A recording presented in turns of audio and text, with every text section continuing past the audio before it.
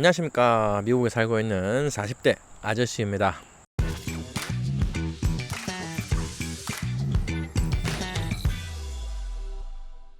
자, 오늘은 국제결혼을 이렇게 희망하고 준비를 하고 계신 분들한테 약간 좀 조언을 드리고 좀 제 생각을 나누고 싶어갖고 영상을 켜게 됐습니다. 예전에는 거의 즉석맞선이 대부분의 이제 국제결혼 방식이었죠.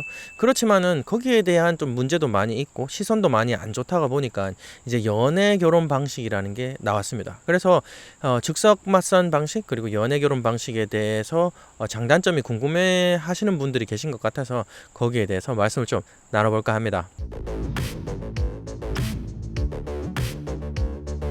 자, 결론부터 말씀을 드릴게요. 결론이 굉장히 중요하잖아요. 제 입장에서는 똑같습니다. 장단점이 서로 엇갈리고 다르긴 하지만은 똑같습니다. 왜냐?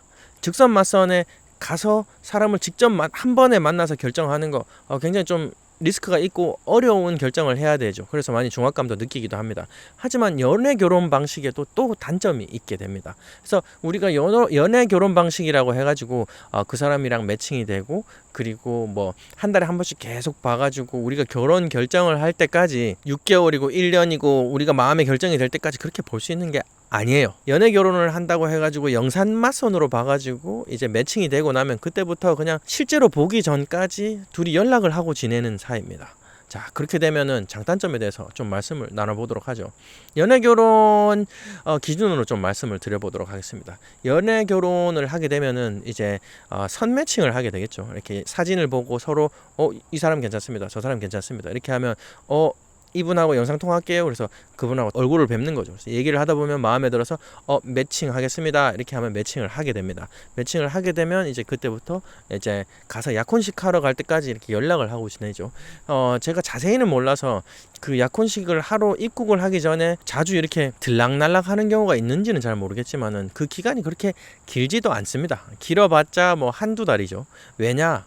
문제가 있어요. 베트남 국제결혼을 할 때 약혼식을 서두르는 이유가 있습니다. 약혼식을 약간 결혼식처럼 여성분 쪽에서는 생각을 하거든요. 그래서 그렇게 하면은 맞선 결과가 마무리 지었다고 생각을 합니다. 그렇게 되면은 이제 더 이상 다른 업체에서 연락이 오지도 않고 이제 불려가지도 않게 되죠. 그런데 연애 결혼을 하게 되면 제 개인적인 생각에서는 그런 리스크가 좀 있을 것 같아요. 왜냐하면 약혼식도 하지 않았어요. 둘이서 계속 얘기만 하는 사이인데 만약에 그 여성분이 정말 예쁘고 어리시고 그러면은 주변에서 가만히 놔두진 않겠다 요 생각을 합니다.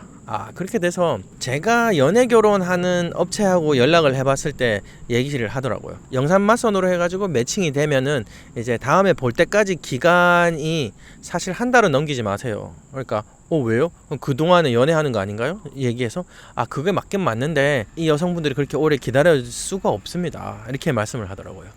왜냐? 다른 데서 좋은 남자가 있으면 또 갈 수 있는 리스크가 있기 때문에 그렇습니다. 그게 첫 번째 단점이죠. 하지만 그게 또 장점이 될 수가 있죠. 왜냐하면 즉석맞선에서는 정말 이 사람이랑 거의 말을 나눌 수가 없을 정도로 업체에서 푸시를 합니다. 그럴 정도의 시간을 주지도 않고요. 그래서 둘이 앉아갖고 진짜 말을 몇 마디 나눠보고 결혼할래?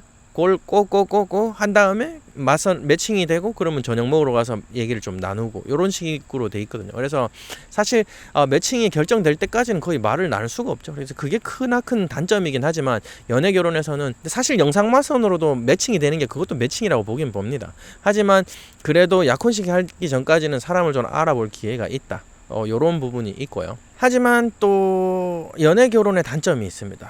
왜냐하면은 우리가 좀 너무 먼 곳에서 우리가 진짜 잘 모르잖아요. 베트남에 대해서. 베트남 여성분들이 어떤 부분이 장점이고 그리고 이 사람이 상대적으로 괜찮은가가 중요하잖아요. 사실 우리 절대적인 관점에서 여성을 선택하기도 하지만은 사실 상대적인 비교를 안 할 수가 없습니다. 인간이라고 한다면은. 그런 경우로 봤을 때는 우리가 사진을 쪼르륵 보고 이제 이분 괜찮습니다 해가지고 그분도 제 사진을 보고 오케이를 하면 영상맞선을 보면은 더 이상 다른 분들을 볼 수가 없어요. 자, 그럼 여기서부터 불안감이 생기기 시작을 해요. 왜냐하면은 이분이랑 약혼을 하기 전까지 나는 한 사람만 본 겁니다. 뭐 많은 분들을 볼 수가 없습니다. 끽 해봤자 두세 번 보고 사람을 결정을 해서 이제 연애 결혼 방식으로 해서 큰 문제가 없으면 가서 약혼을 하게 되는데, 그렇게 되면은 나는 베트남 사람을 잘 모르는데 이 사람이 진짜 괜찮은 사람이 맞을까? 첫 번째 그게 되겠죠. 그런데 그거를 어떻게 비교할까? 상대적으로 비교를 해야 되는데, 우리가 그렇게 되면은 그 사람이랑 결정하고 나서 별로 안 좋은 사람을 선택했으면 어떡하지? 결과적으로 봤을 때 다른 사람들이랑 비교했을 때 더 리스크가 있는 사람이면 어떡하지? 이런 생각을 제가 봤을 때는 약혼식을 하고도 굉장히 오래 할 것 같아요. 국내 결혼정보회사도 마찬가지입니다. 우리가 상대방을 볼 수 있는 이 티켓 같은 게 나오잖아요. 이렇게 몇 번을 볼 수 있는 게.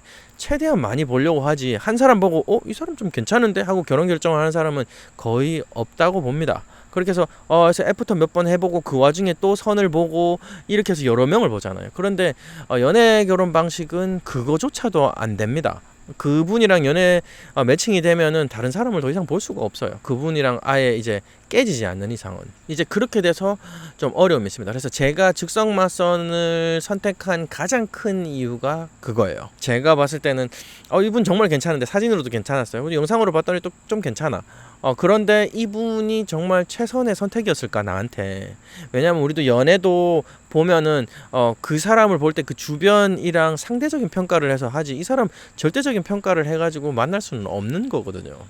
즉석 맞선장을 가게 되면은 굉장히 또 많은 분들을 보게 되고, 이제 나이대별로 있고, 나이가 25살이랑 22살이 있는데 그 둘의 차이는 어떠며, 외모 차이도 좀 더 어리신 분이면 외모도 이 정도는 좀 접을 수 있을 것 같네, 이렇게 생각을 하게 됩니다. 그렇게 돼서 좀 많은 여성분들 군에 제가 노출이 되게 되는 거죠.